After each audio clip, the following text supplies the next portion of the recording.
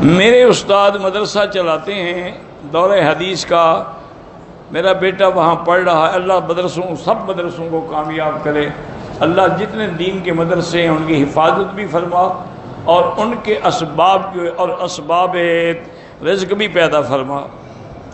ہمارا پہلا عمرہ ہو گیا ہے، دوسرا عمرہ مدینے سے واپسی پر ہو جائے گا، مگر جو لوگ مسجد عائشہ سے عمرہ لازمی نہیں ہے، کرنا چاہو تو کر سکتے ہو۔ مسجد قباء جو مدینہ منورہ میں ہے، اگر آپ مسجد حرم سے نبوی سے یا مدینہ منورہ کی کسی جگہ سے باوضو وہاں تشریف لے جائیں اور 2 رکعت پڑھیں تحیۃ المسجد، تو ایک عمرے کا ثواب ملتا ہے۔ یہاں بھی زوال کا ٹائم ہے، مکروہ ٹائم ہے، عصر کے بعد نماز نہ پڑھیں، فجر کے بعد نہ پڑھیں۔ حضرت حضور حدود حرم، یوں سمجھ لو کہ پورا مکے کا شہر جو ہے وہ حدود حرم میں ہے۔ اگر قسطوں سے آپ ایسے بینک سے گاڑی لے رہے ہیں جو سود مقرر کرتے ہیں، پھر ناجائز ہے۔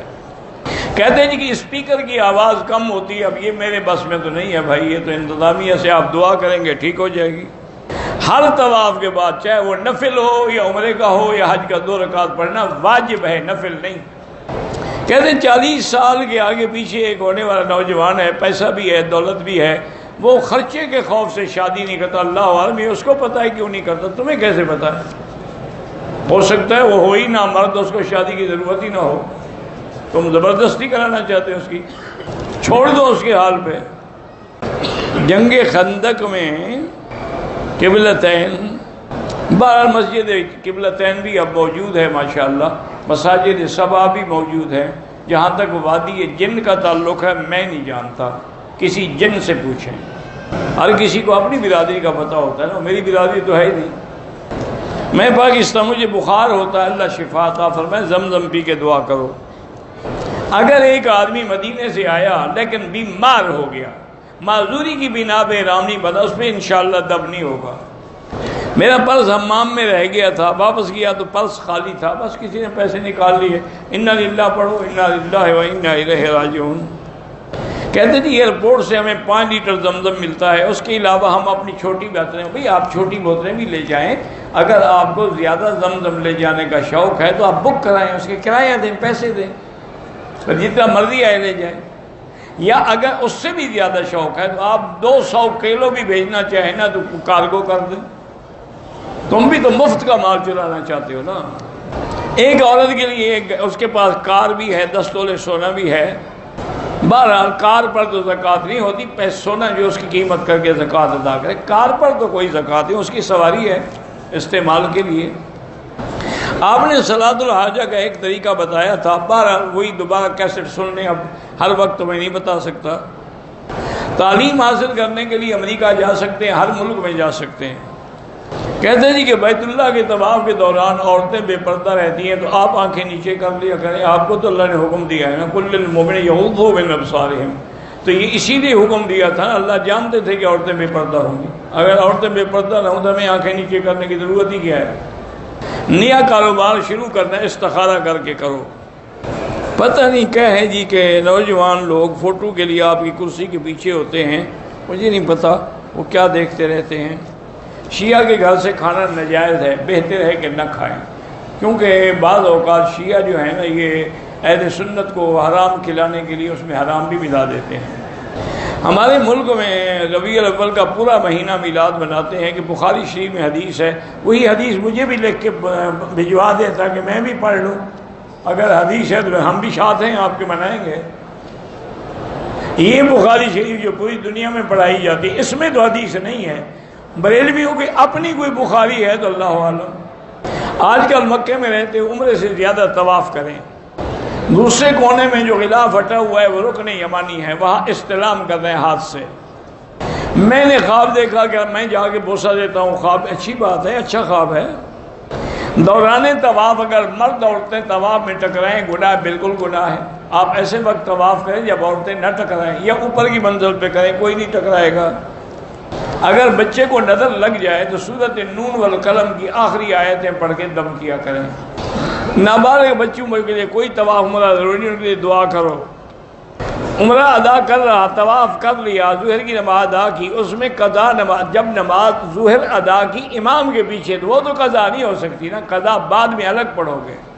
قضا نماز کی بھی اتنی رکعتیں ہوتی ہیں جتنی تم نے قضا کی ہے۔ اگر اپنے ملک کی نمازیں قضا ہیں تو 4 ہیں، سفر کی ہیں تو 2 ہیں۔ میرا شوہر شراب کا بہت عادی ہے تو یا مانعو 70 دفعہ پڑھ کے کھانے پہ پانی پہ دم کر کے اس کو ہر کھانے کے ساتھ دیا کریں، انشاءاللہ بری عادتیں چھوڑ دے گا۔ کسی نے میرے ہاتھ پہ خوشبو لگا دی، میں نے دھو دیا، کوئی بس بات ختم ہو گئی۔ عمرے پہ آئی ہوں، طواف بھی کیا ہے، صفا مروہ پہ 1 چکر لگا کے بال کاٹ لیے، اسی وقت پھر دوبارہ 6 چکر مکمل کر کے بال کاٹ لیے۔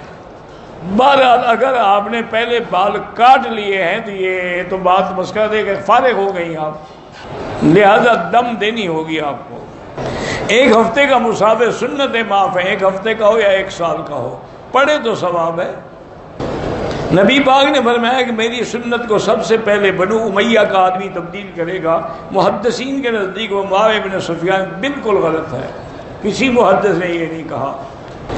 جن لوگوں نے اپنے دور میں حضرت علی پہ سب و شتم کیا ان پہ لعنت کرنی چاہیے؟ بالکل نہیں کرنی چاہیے۔ حضرت عمار کے قاتل باغی گروہ میں تھے، بالکل اس میں تو کوئی شک نہیں، خلیفہ وقت کے خلاف جو لڑائی تھی وہ بغاوت تھی، لیکن اللہ نے جب سب کو معاف کر دیا تو پھر ہمیں اعتراض کرنے کا کیا حق ہے؟ خود حضرت علی نے فرما دیا قتلانا و قتلاہم فی النار، ہمارے ہوں یا ان کے فی الجنہ، ان کے سب جنتی ہیں۔ غدیر خم پر دلائل مضبوط ہیں، کیا دلائل ہیں؟ کوئی دلائل بھی تو بتائے نا، غدیر خم پہ کہے کیا جو دلائل دی ہیں اس نے؟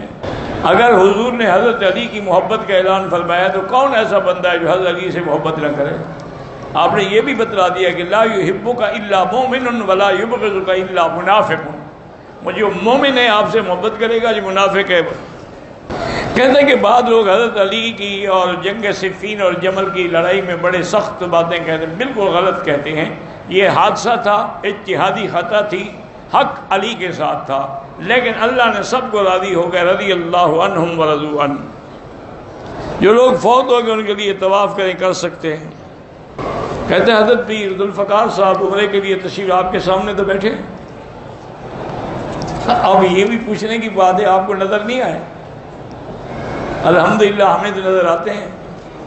ایک آدمی 6 چکر پورا کیا، حجر اسود کا استلام رہ گیا، آگے نکل گیا، کوئی بات نہیں۔ احرام کی اوپر کی چادر کو روکنے کے لیے سیفٹی یا پن لگانے بالکل ناجائز ہے، پھر تو سلائی ہو جائے گی نا، سلا ہوا کپڑا تو بنا ہے۔ تہجد کی 8 رکعت ہیں، ویسے جتنی پڑھیں۔ اب عشاء کے بعد آپ 2 رکعت 4 رکعت تہجد کی نیت سے پڑھ لیں، جائز ہے کہ بھی ہم مسافر ہیں، تھکے ہوئے ہیں، ہو سکتا ہے صبح نہ اٹھیں۔ اور یہ تہجد کا وقت جو ہے اس میں دعا بڑی منظور ہوتی ہے، چونکہ یہ وہ وقت ہے جب اللہ تبارک و تعالی عرش معلی سے آسمان دنیا پہ نزول اجلال فرماتے ہیں، جیسے ان کی شان کو زیبا ہے، اور پھر اللہ اعلان فرماتے ہیں کہ ہے کوئی مجھ سے مانگنے والا۔ تو یہ بڑی رحمت کا وقت کہ تہجد کے وقت میں آدمی نماز پڑھے اور گڑ گڑا کے رو رو کے اللہ سے دعا مانگے، انشاءاللہ یقیناً کام بن جاتا ہے۔